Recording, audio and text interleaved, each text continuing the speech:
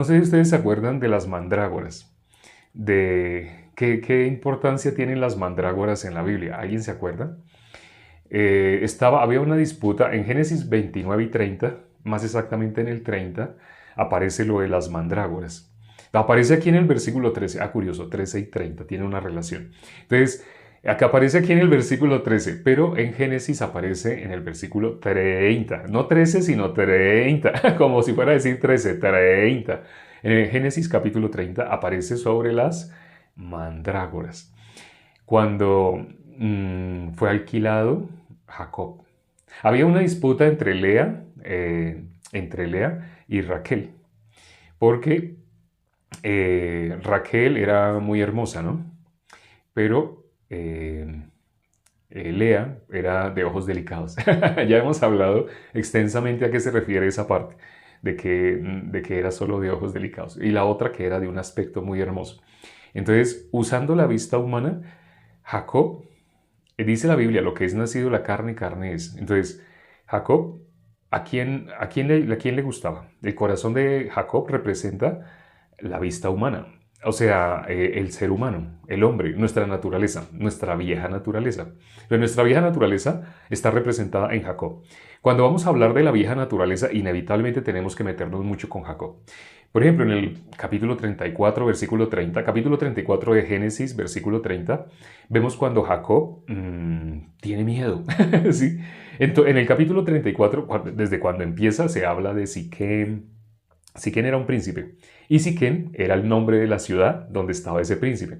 Entonces Siquem era hijo de Amor, así. Ellos eran hebeos. Pero entonces Siquem vio a Dina. Dina fue la séptima hija de Lea. Lea tuvo 7 en total, o sea, fueron 6 varones y una mujer. La última, la séptima que tuvo fue Dina.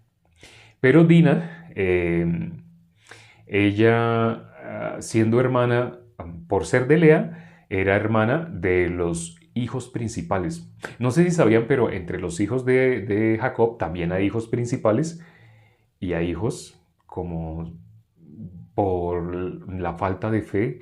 En las 12 tribus, cada uno de los hijos de Jacob representa una de las 12 tribus. Entonces, los primeros son Rubén, Simeón, Leví. Luego viene Judá, así. Luego viene, ahí hemos nombrado 4, ¿no? Luego viene Dan y Neftalí. Dan, Neftalí, sí. Esos son estos dos. ¿Estos dos de quién son? De Bila, hija, sierva de Raquel. O sea, cuando nacieron estos 4, entonces Raquel estaba celosa y Raquel le decía a Jacob, dame hijos, y Jacob la exhortó y le dijo, ¿acaso soy yo Dios que te impidió el fruto de tu vientre? Entonces, pero ella entonces se le ocurrió una gran idea. Entonces ella le dio a su sirvienta, a su criada, se la dio a su sierva. Le dio a su sierva a Jacob y le dijo, llégate a ella y los hijos de ella nacerán así cayendo en mis piernas, así. Entonces es como si yo se los hubiera dado. Entonces eso fue por falta de fe. Dan, Neftalí. Luego, ¿quién viene? Gad y Aser. ¿De dónde salieron Gad y Aser? Son 12 en total, ya vamos en 8. Entonces, Gad y Aser, ¿de dónde salieron ellos dos? Resulta que Lea hizo lo mismo con Silpa, porque Lea, después de haber dado esos 4, ella ya no había dado más. Dio 4 y ya se detuvo. Entonces, ahí hasta el 8, el 7 y 8, Gad y Aser, fueron de Silpa, la sierva de Lea. Pero ya después, lo que es el 9 y 10, sabemos, son también de Lea. La novena tribu, la décima tribu, son de Lea. Entonces, ¿cuáles son? Isaacar y Zabulón. Fueron los dos últimos. Ya esos fueron los dos últimos. Y después, ahí fue cuando nació Dina. Entonces, en ese capítulo 34 que les menciono, Jacob estaba con sus hijos allá en la tierra de los cananeos, pero entonces estando allá en Siquem, más exactamente donde estaba Siquem, entonces Siquem violó a Dina. Entonces, ¿quiénes eran sus hermanos? Ya ahorita les expliqué exactamente lo de las tribus, quién es quién, quién es quién. Quién es de Lea, quiénes son de Raquel, quiénes fueron los 4, lo que es Dan, Neftalí, Gad y Aser. Esos fueron los... ¿Qué característica tenían ellos 4? Gad, Neftalí, Dan Dan, Neftalí, Gad y Aser. Están en ese orden, ¿no? Los de Bila y los de Silpa. Entonces ellos cuatro eran menospreciados, eran los más menospreciados. ¿Por qué eran más menos? Ah, bueno, no hemos nombrado los últimos dos. Ya llegamos al 10, pero nos faltan dos, ¿no? Los últimos dos sí fueron de Raquel, que ya sabemos que el 11º fue José y el 12º fue Benjamín. Y ahí están los 12. Pero entonces, los cuatro que están comprendidos entre el número 5 y el número 5, 6, 7 y 8, esos cuatro son los más menospreciados. Entonces, en esos cuatro, cuando José, no sé si se acuerdan cuando José, cuando los hermanos le tenían envidia. Entonces, porque él, cuando estaba con los hermanos, él informaba la mala fama de ellos. Entonces, Jacob estaba feliz porque tenía un soplón. Entre sus hermanos había alguien que tenía una mentalidad diferente. Entonces, ese que tenía una mentalidad diferente era aborrecido por sus hermanos. Todos sus hermanos no lo querían. Entonces, como no lo querían, ¿cuáles eran los cuatro hermanos que más menospreciaban? Dan, Neftalí, Gad y Aser. O sea, los que están comprendidos entre el 5, 6, 7 y 8. Esos eran los más menospreciados, porque ellos fueron realmente hijos de las que llegaron a ser concubinas de Jacob. O sea, Jacob resultó teniendo dos esposas, dos concubinas, a Bila y a Silpa, Bila de Raquel y Silpa de Lea. Entonces ellos, como eran los más menospreciados, cuando se iban, cuando salían, así los hermanos saben dónde dejaban a José. Debido a que lo menospreciaban, le tenían envidia así, entonces lo dejaban con estos cuatro hermanos. Esto es algo que hablamos nosotros cuando consideramos los capítulos correspondientes, pero hoy estamos haciendo un recorderis. Inevitablemente, ¿por qué? Porque estamos hablando de las mandrágoras. Entonces, Lea alquiló así por mandrágoras, solamente a cambio de mandrágoras alquiló a Jacob. ¿Cómo así que lo alquiló? O sea, para tener relaciones con él, para quedar embarazada. Y Dios, viendo el corazón de Lea, Dios le concedió hijo. Aunque habían pasado años, pero Dios le concedió hijos, porque veía el corazón de Lea. Entonces, ahí fue cuando ya sabemos, nació Isaacar y Zabulón.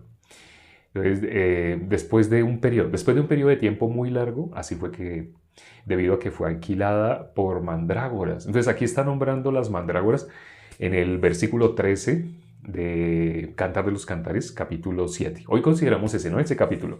Y en el versículo 13 habla de las mandrágoras. Está hablando del origen de las 12 tribus, de un suceso especial de cuando Dios estaba atento mirando el corazón de Lea, de la que era menospreciada. Ese es el significado de las mandrágoras. Está dentro de la tribu de Israel. Es decir, lo que está nombrando aquí, Cantar de los Cantares, el capítulo 7, está nombrando inevitablemente sobre toda la historia. No sé si se acuerdan quién resume toda la historia. Esteban. Cuando Esteban empieza a hablar dice que lleno del Espíritu de Dios. ¿Qué hizo Esteban lleno del Espíritu de Dios? Habló todo el Antiguo Testamento, se lo resumió a ellos. En un capítulo está resumido todo el Antiguo Testamento. Capítulo 7 de Hechos, está resumido todo. Hace poco hicimos un video, hace como 3 meses, un video que se llama El capítulo de la Biblia que resume todo el Antiguo Testamento. Y es precisamente porque Esteban, lleno del Espíritu Santo, lo hizo. Lo que está haciendo acá este capítulo 7 de Cantar de los Cantares también está resumiendo. Entonces ya vimos lo de las mandrágoras. ¿Qué relación tiene? El corazón de Dios. Dios vio el corazón de Lea, de la que era menospreciada. 1 Corintios 1:27, ya sabemos, 27, 28 y 29. Dios a quien usa. ¿Quién puede ser útil en las manos de Dios? Lo vil y menospreciado del mundo. No lo honroso del mundo, lo que el mundo tiene por sublime, para Dios es abominación. Estamos nombrando versículos, ¿no? Esos son versículos de la Biblia. Para Dios es abominable lo que el ser humano tiene así por honra, en honra. Pero para Dios, lo que el ser humano tiene como abominable, despreciable, lo vil, lo inútil del mundo, para Dios es útil. ¿Sí? Entonces, en ese versículo habla así. Luego, en el versículo 12, ahorita miramos, ¿no? El versículo 2, miramos el versículo 3, 7 y 8 por lo de pechos. Bueno, ya vamos a hablar de pechos, esa es la parte más importante, eso la dejamos de últimas. Luego, entonces empezamos a leer de atrás leímos todo el capítulo, pero ahora estamos explicando de atrás hacia adelante. El versículo 12, ¿de qué habla? mirar si la vid está en cierne. ¿Sí se acuerdan? Bueno, hago esta pregunta. ¿Sí se acuerdan cuándo fue que vimos algo similar con la vid en cierne? Voy a hacer la pregunta para ver si los hermanos se acuerdan. Si se acuerdan, por favor escriban. Si no, miro respuestas. ¿Cuándo la Biblia habla? Si están haciendo búsqueda, el buscador electrónico, no. Estoy preguntando si se acuerdan. No que den la respuesta correcta porque de pronto se ponen a hacer búsqueda. No, creo que están haciendo búsqueda. Ya habrían escrito. En Cantar de los Cantares, capítulo 2. Bien, en Cantar de los Cantares. No, el copero no. No. El Cantar de los Cantares, capítulo 2, versículo 15. No sé si se acuerdan, ¿no? Nosotros vimos el Cantar de los Cantares, pues todo, ya estamos llegando al final. Pero en el capítulo 2, versículo 15, dice, cazadnos las zorras pequeñas que echan a perder las viñas, porque nuestras viñas están en cierne. Entonces, sí, cuando habla de este penúltimo capítulo de Cantar de los Cantares, el penúltimo versículo del penúltimo capítulo de Cantar de los Cantares, o sea, el versículo 12, habla de, miremos las viñas, a ver si ya están en cierne. Leámoslo textualmente como dice. El versículo 12 dice, levantémonos de mañana a las viñas, veamos si brotan las vides, si están en cierne. Entonces, ¿qué es eso? Bueno, ¿qué es eso? ¿Qué es eso? Que cuando leímos Cantar de los Cantares, el capítulo 2, no alcanzamos a explicar ese versículo 15, pero es muy importante. Vamos allá entonces, vamos a mirar ese versículo 15.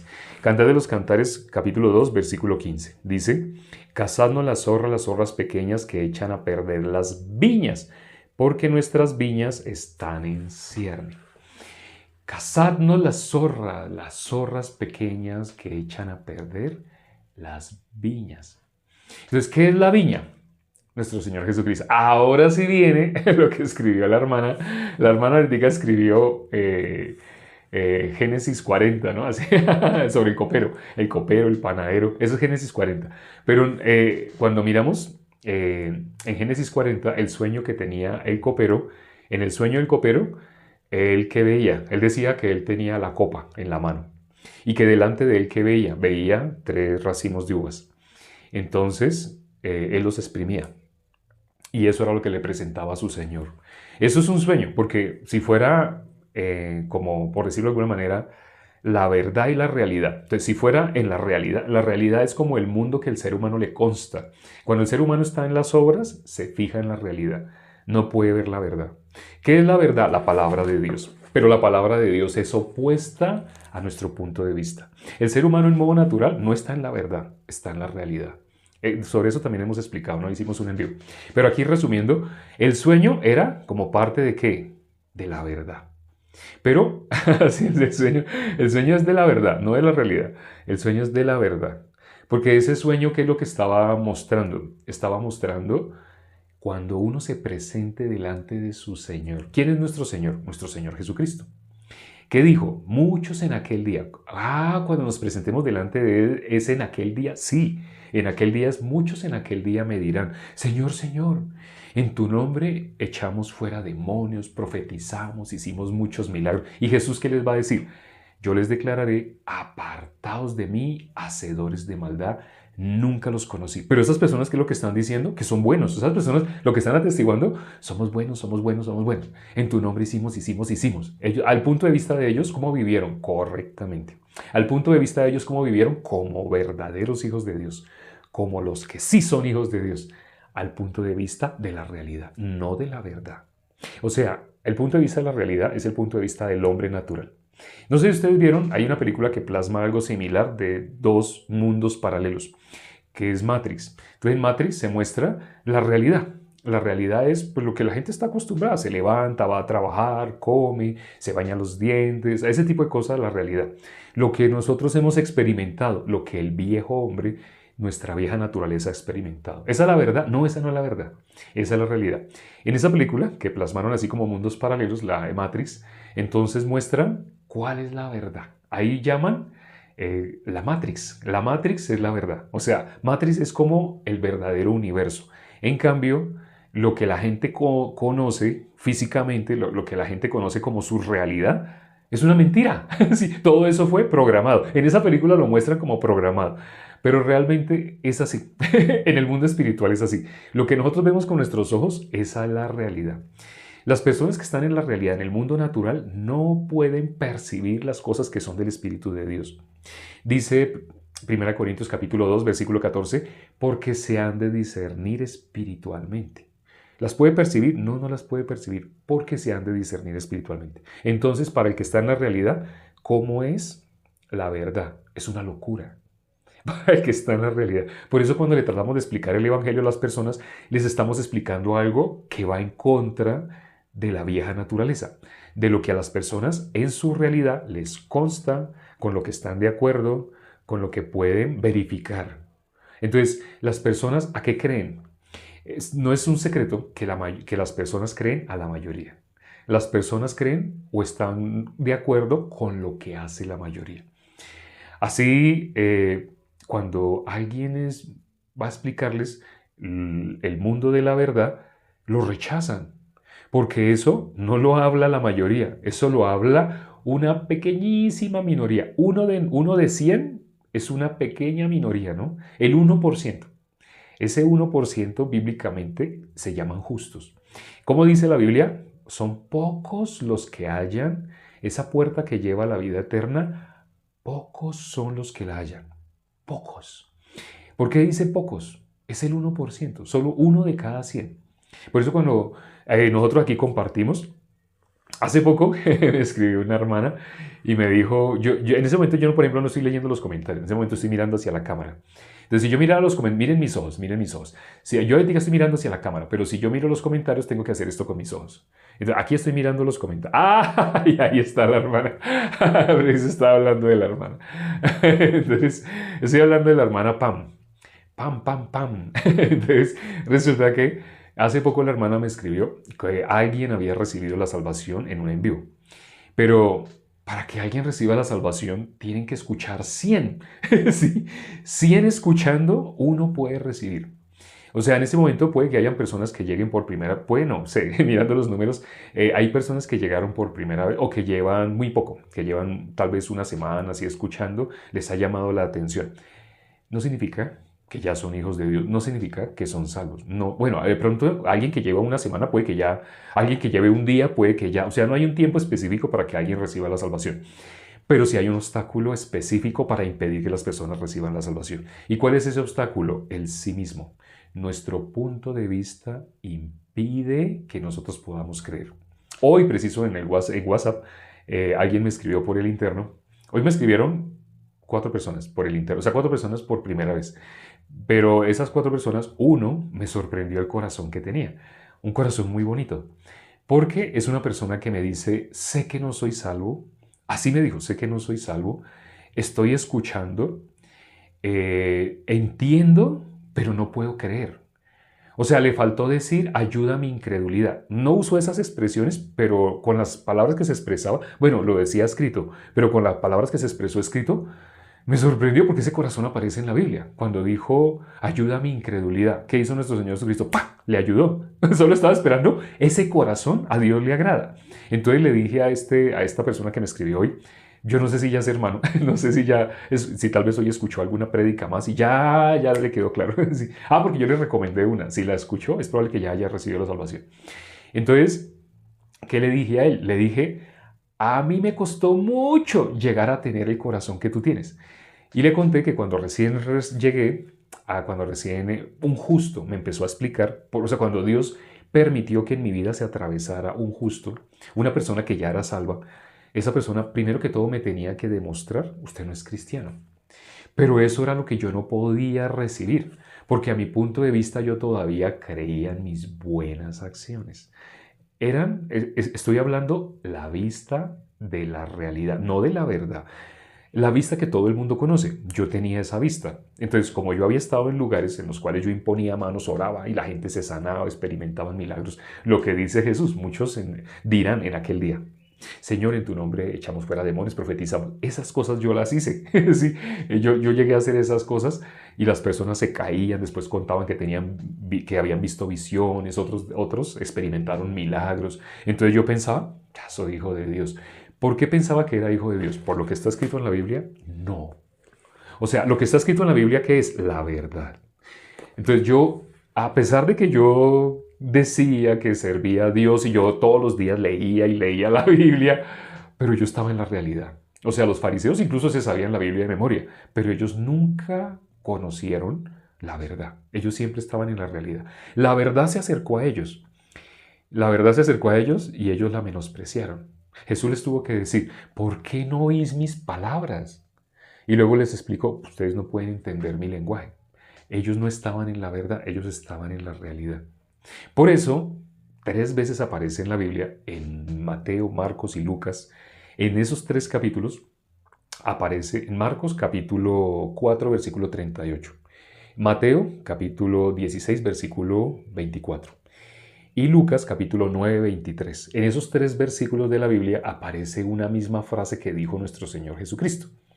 Si alguien quiere venir en pos de mí, niéguese a sí mismo. Y ya sabemos por qué aparece 3 veces en la Biblia esa misma frase. Cuán importante es para el ser humano que aprenda a negarse a sí mismo, que descubra ese secreto. Porque si no se niega a sí mismo, sigue en la realidad. Y al seguir en la realidad, ¿cómo se expresa? Todos somos pecadores. Le vamos a hablar la verdad. ¿Cuál es la verdad? Jesús es el Cordero de Dios que quita el pecado del mundo. Esa es la verdad. Pero la puede recibir. Dice, yo entiendo lo que me dijo hoy quien me escribió al WhatsApp. Yo entiendo. Yo estoy escuchando y yo entiendo, pero no lo he podido creer, no puedo creer. Por favor, explíqueme, así me decía. Entonces, por eso le digo que faltó que dijera, ayuda a mi incredulidad. Entonces, cuando vi ese corazón, le tuve que decir, yo tuve que escuchar 7 meses, escucha y escucha y escucha 7 meses, por pura misericordia de Dios, derrumbó todo mi corazón para que yo me pudiera ver muerto. El día que llegó el juicio a mi corazón, a través de Génesis 5, por eso mi nombre, Matusalén. De ahí, porque en Génesis 5, a través de la historia de Matusalén, fue que yo recibí la salvación. Quienes no conocen mi testimonio, hay varios videos donde he dado el testimonio. ¿Por qué soy Matusalén? Recibí la salvación a través de Matusalén. Ahora, no significa que todo el que haya recibido la salvación, yo recibí la salvación con Génesis, con Juan 8, con la mujer adúltera. Entonces yo soy adulterio. No, no. No, no es eso. O como me dijo Luisana. Luisana me dijo, yo recibí con Mateo, pero yo no quiero que me digan Matea. No, no significa eso. Lo que pasa es que el mismo significado, Matusalén tiene un significado. El significado de Matusalén es Dios lanzó a este mundo. Dios tuvo que llevarme hasta el juicio. Dios tuvo que mostrarme la destrucción del mundo para que me diera cuenta, yo estoy ahí, yo no estoy en el arca, yo no estaba en el arca, ahora sí, pero yo no estaba en el arca. O sea, cuando yo me di cuenta que yo estaba fuera del arca, en ese momento pude recibir la salvación. O sea, llevaba 7 meses escuchando la teoría del Evangelio, pero toda esa teoría cobró sentido en un día. ¿Sí? Dichoso el día 28 de marzo del 2010. Cuando hoy estuvimos almorzando. Ustedes se dieron cuenta, hay una foto, ¿no? Que está en el grupo de WhatsApp. Hoy la subimos al grupo de WhatsApp. Estábamos con Zenaida. Zenaida estaba con su hija y con su nieto. Así, y estaba su sobrina. Entonces, mientras estábamos compartiendo, todos son salvos. O sea, algo que me sorprendió, como Zenaida, la familia de ella, muchos han recibido la salvación. la familia Zenaida, por lo menos, hoy estuvieron 4, ¿no? 4. Así, los 4 que estuvieron hoy, no 5, quito el dedo, sí, los 4 que estuvieron hoy, con quien estuve hoy almorzando, son salvos. Son muy bonito, ¿no? Muy bonito, muy bonito. Pero entonces, Zenaida también preguntó así, me dijo, ¿por qué si es difícil, ¿no? Que los familiares reciban a través de uno, pero a través mío están recibiendo. En la Biblia dice, no hay profeta sin honra, sino en su propia tierra. Quiere decir, Dios está usando a la hermana Zenaida de una manera muy fuerte. Satanás quería jugar con ella. Satanás incluso le daba interpretación de sueños y cosas así. Entonces, y hoy hablamos hoy hablamos de muchos temas, pero bueno, ya para finalizar, se nos pasó el tiempo. Aquí nos queda solamente hablar, hablamos ya del versículo 13, no alcanzamos a hablar de los pechos, quedó pendiente. Entonces terminemos de hablar de la viña que está en cierne. Ya. Entonces dice el versículo 12 que vamos y miremos las viñas que están en cierne. El mundo está esperando la manifestación de los hijos de Dios. Así dice la palabra de Dios. El mundo está aguardando la manifestación de los hijos de Dios. Entonces, cuando nosotros hablamos con las personas, pareciera que no, ellos no están esperando. No, en el mundo hay muchos justos. Recuerdo el testimonio que más comparto, y no es un secreto, creo que los hermanos ya lo saben, el testimonio que más suelo compartir es el de Carla. Entonces, ¿yo cómo lo busco? Yo lo busco, ni siquiera entro al perfil, al canal, no. Yo escribo en YouTube, yo escribo testimonio de Carla.uy. Uy son las siglas de Uruguay. Entonces, con que yo escribo así, testimonio de Carla. Escribo el punto. No la palabra punto, sino un punto. Testimonio de Carla.uy. Sale, sale el testimonio. Entonces, cada que hablo con alguien, ¿quieres escuchar el testimonio de alguien que recibió la salvación? ¿Quieres saber cómo una persona así fue guiada por cuerdas de amor? Así como dice Oseas. Creo que 6, 8. Bueno, más o menos así. 9. Bueno, las cuerdas. 9, 9. Bueno, cuando dice las cuerdas de amor. Entonces, cuando miramos eso de las cuerdas de amor, así Dios trajo a la hermana Carla. Entonces, cuando miramos el testimonio de ella, es un testimonio muy calmado, muy sincero. Ella habla no como la gente se imagina. La gente se imagina un testimonio tiene que ser algo escandaloso, algo que la gente aplauda, así. No, el testimonio de la hermana Carla es muy, muy calmado. Pero ustedes escuchan ese testimonio, o sea, les soy sincero, cada vez que yo lo comparto por ahí una vez cada 3 días, dependiendo con las personas que estoy hablando, lo busco otra vez y le digo, mire este testimonio. Cuando lo comparto, ¿saben qué hago? Vuelvo y lo escucho. Cuando ella tenía 9 años, así Dios, hubo una palabra que quedó en el corazón de ella. ¿Qué palabra? Ella, por la mamá, que la mamá la llevaba a supuestas iglesias cristianas, ¿no? Entonces ella le quedó, el que infringe un punto de la ley se hace culpable de toda la ley, se hace culpable de todo. Entonces ella tenía la palabra en el corazón. Por tener la palabra, les cuento una buena noticia, ya para finalizar, es una buena noticia y terminamos. La buena noticia es, hoy me escribió Emanuel, entonces, al WhatsApp, y resulta que la mamá recibió una palabra en el corazón. Cuando alguien, un familiar, le dijo, le estaba diciendo que, le habló de una buena persona. Entonces ella le dijo, no, ninguno hay bueno. Jesús dijo, ninguno hay bueno. Entonces Emanuel, pues con una gran alegría me dijo, mi mamá recibió una palabra en el corazón. Y le dije, ¿sabe qué significa eso? En la Biblia dice una sola palabra. Una sola palabra que entre al corazón, ¿qué hace?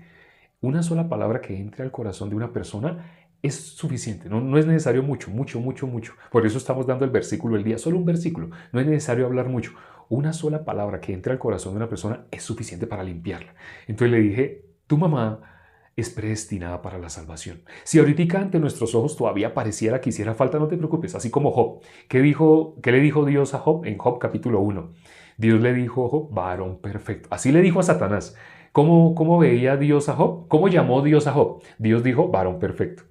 ¿De quién habló eso? De Job. Cuando uno lee el versículo 21, o sea, uno sigue leyendo el capítulo, el libro de Job, y en sus 42 capítulos, la mitad, cuando uno llega a la mitad de 42 es 21, cuando uno llega a la mitad, uno ve Job era un religioso, pero un religioso, él se creía bueno. O sea, no ha habido... Yo he compartido con personas que se creen buenas, pero es que Job era el colmo de creerse bueno. O sea, una persona que se cree buena, para quienes no sepan, una persona que se cree buena es una persona que no puede recibir la salvación. O sea, es impermeable. Bueno, sí la puede, todo el mundo puede, pero me refiero, esa persona está caminando, está corriendo en sentido contrario. Llegar a esa puerta angosta que conduce a la vida eterna es hacia allá, entonces la persona, entre más se cree buena, más corre en el sentido opuesto. Así estaba Job. Pero Dios lo derribó totalmente y le puso a Eliú. Le puso a Eliú para que Eliú le compartiera. Y después, a través de la misma palabra directa, y lo mismo que dijo Eliú, lo dijo Dios. Porque ya sabemos quién es Eliú. Entonces, el corazón de Job alcanzó a recibir la salvación. Dios sabía. Por eso desde el capítulo 1, Dios lo llama perfecto. Entonces eso le estaba diciendo a Emanuel sobre la mamá. La mamá es salva. O sea, así a nuestros ojos todavía, pero es que ella todavía le falta creer, le falta... No te preocupes. Tal vez dentro de, no sé, un mes, tal vez, no sé, 2 meses, un año, no sé, pero ella es salva. Ella es predestinada. No entra una palabra en el corazón de una persona por voluntad propia. ¿Se acuerdan el caso de Pedro? Cuando Jesús le dijo a Pedro, ¿qué le dijo Jesús a Pedro? Le dijo, bienaventurado eres Simón, hijo de Jonás, porque eso que has dicho no te lo reveló carne ni sangre, sino mi Padre que está en los cielos. ¿Qué está diciendo? Para que una palabra entre al corazón de una persona, eso es un milagro. Eso es porque Dios lo hizo, no porque la persona, sí, yo ya entendí. No, no, entre más sigue alejándose de hacia donde, para llegar a Dios, esa puerta angosta que conduce a la vida eterna y que pocos son los que la hallan, queda hacia acá. Entonces, la persona que, sí, eso yo lo sé, se aleja más, se aleja más, se aleja más. Entre más la persona tiene fuerza, ¿qué dice 1 Samuel capítulo 2, versículo 9? Nadie será fuerte por su propia fuerza, nadie. Pero le dije a Manuel, tu mamá es salva. No lo vemos ahora, todavía no lo vemos. Pero eso que me has dicho de que una palabra entró al corazón de ella es porque el Espíritu de Dios fue el que la metió. O sea, Dios se metió con ella. Para que Dios se meta con ella, Dios. Sí, si en la familia de Manuel alguien va a ser salvo, fijo, fijo, ya sabemos, la mamá. Vamos a orar ya para terminar. Padre, gracias por este tiempo que nos permites para considerar tu palabra. Gracias, Señor, por esto que está escrito en la palabra, pero para el hombre natural es como viendo, no pueden percibirlo, oyendo, no pueden entenderlo. ¿Por qué? Tu palabra dice, para que no se conviertan y les sean perdonados los pecados. Tu naturaleza, la naturaleza de Dios, tu naturaleza es opuesta a el pecado. Y el ser humano, toda la humanidad, ¿por qué dice la palabra que todo el mundo está bajo el maligno?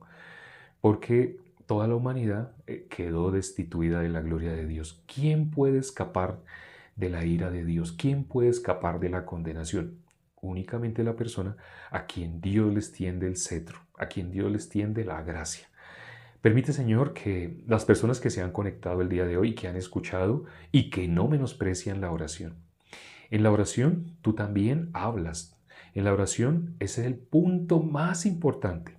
El justo ya conoce el valor de la oración, pero una persona que todavía tiene un corazón arrogante, cuando ve que empiezan a orar, ya esa persona piensa, ya se acabó. No, la oración es el punto más importante. Es misericordia de quienes en este momento todavía están y están orando con nosotros. Permite que puedan ver la luz, es decir, permite que puedan recibir la salvación. Te lo pedimos y hemos orado en el nombre de nuestro Señor Jesucristo. Amén. Algo que se dijo ahora, y para los hermanos en especial, es muy importante la oración, muy importante. Cuando ustedes miran, por ejemplo, en 1 Samuel capítulo 1, estaba Ana y Penina. Cuando ustedes escuchan la oración de Ana, cuando ustedes escuchan la oración de David, cuando ustedes escuchan la oración de Esteban, ¿ustedes qué miran? Un salmo, un cántico, una alabanza a Dios. Entonces, cuando ustedes me ven predicando así, hablando y riéndome y todo eso, ahí Dios está hablando. Pero cuando cerramos los ojos para orar, no porque cerremos los ojos, no porque en la Biblia no dice que orar involucra que uno cierre los ojos, no. Pero cuando una persona está orando, sea con los ojos abiertos, los ojos cerrados, en la posición que sea, caminando, sentado, pero cuando una persona está orando, en ese momento es cuando más se manifiesta el Espíritu de Dios. Entonces, no menosprecien la oración. Lo más importante de la prédica pareciera que fuera la misma. Sí, la prédica toda es valiosa, pero hay algo que es mucho más valioso, es ese minuto final. Entonces, quienes no conocían ese secreto, hoy les acabo de revelar el secreto, para que no menosprecien la oración.